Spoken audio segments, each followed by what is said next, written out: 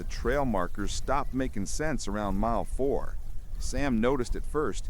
The blue blaze on the oak they definitely already passed 20 minutes ago from the other direction. She didn't say anything. Mara was already annoyed about the pace, about the map, about agreeing to this trip at all. We should hit the ridge before dark, Mara said, checking the phone with no bars. 40 minutes maybe. 40 minutes came and went. Light didn't fade so much as thin out the way it does under heavy cloud, except there was no cloud. Just a sky gone the color of an old bruise and the woods pressing closer than they should have on a marked trail. That's when they heard the humming. It came from somewhere off to the left, a woman's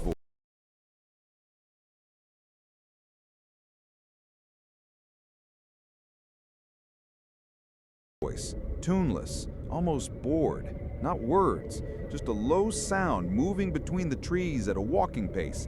Their walking pace, Sam realized when she stopped, and it stopped too.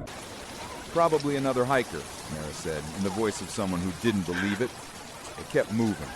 The humming kept pace, 20 yards out, never closer, never farther, drifting between trunks like it was tethered to him by a rope neither of them could see. Sam's flashlight beam kept snagging on things that weren't there when she looked straight at him. A pale shape against the birch, gone the instant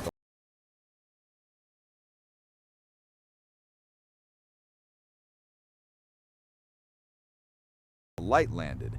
A shoe, small, child size, sitting upright in the middle of the trail, gone when they got close enough to be sure. There's no kid out here. There's nothing out here.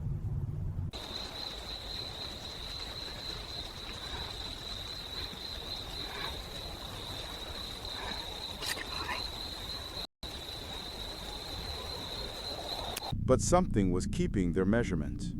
Every time they checked the map, the ridge was still 40 minutes off, no matter how long they'd been walking.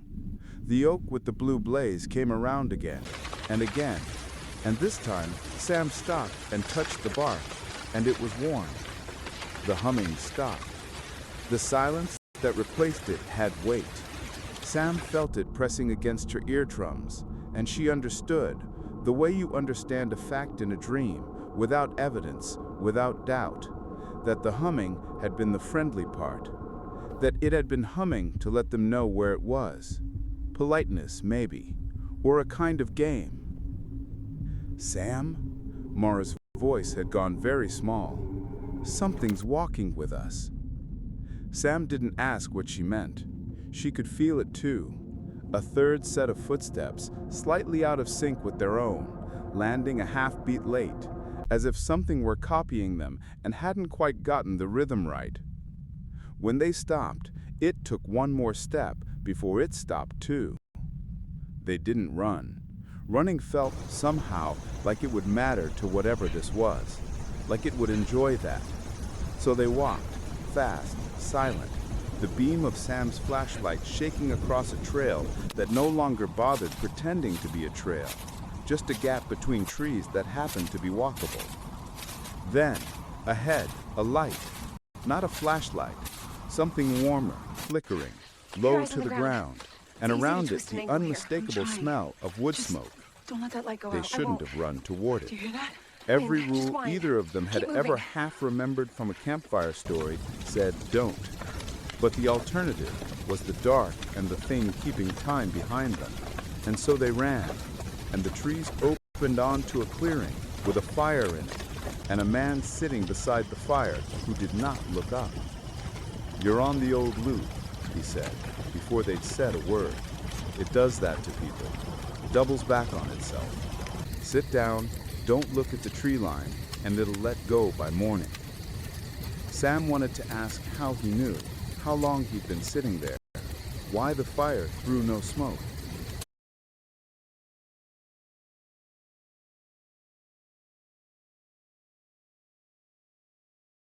She didn't ask any of it. She sat. Mara sat. The footsteps out in the dark circled the clearing twice, unhurried, and then were gone, the way a held note is gone, not stopped, just no longer sustained. By the time the sky grayed toward morning, the man was gone too, and so was the fire pit. No ash, no scorched earth, Nothing but a ring of stones arranged too neatly to be old. The trail out took 11 minutes. The blue blazes led exactly where they should have. Neither of them spoke until they reached the car, and even then, all Mara said, hands shaking on the door handle, was, "Same time next year?" Sam laughed until it turned into something else entirely, and neither of them looked back at the tree line the whole drive home.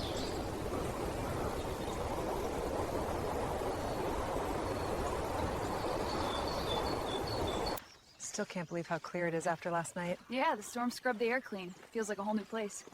Good thing the blazes held up. Would have been easy to lose the path in that rain. We're almost at the trailhead anyway. Coffee's close.